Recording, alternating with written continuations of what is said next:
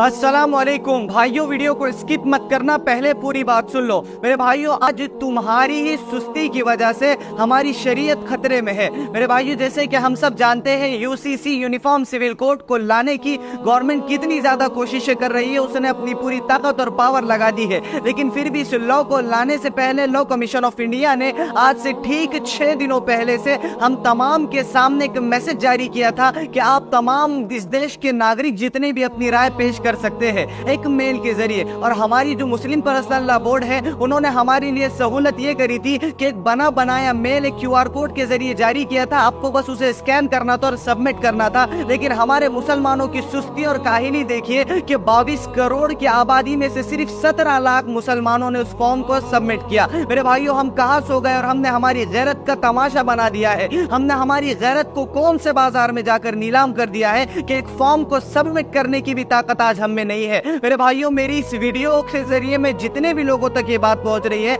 मैं रिक्वेस्ट करना चाहूंगा कि आप इस QR कोड को जो आपको स्क्रीन के ऊपर नजर आ रहा है, आपकी गली नुक्कड़ों में, बाजारों में जो नौजवान चाय की टपरियों में अपने वक्त को जाया कर रहे हैं, उनके पास जाइए और उनको आगाह कीजिए और इस कोड को स्कैन कर इस फॉर्म को सबमिट कीजिए। मेरे भाई, इस वीडियो को ज्यादा से ज्यादा शेयर करना जितना आपसे हो सकता है। अस्सलाम वालेकुम।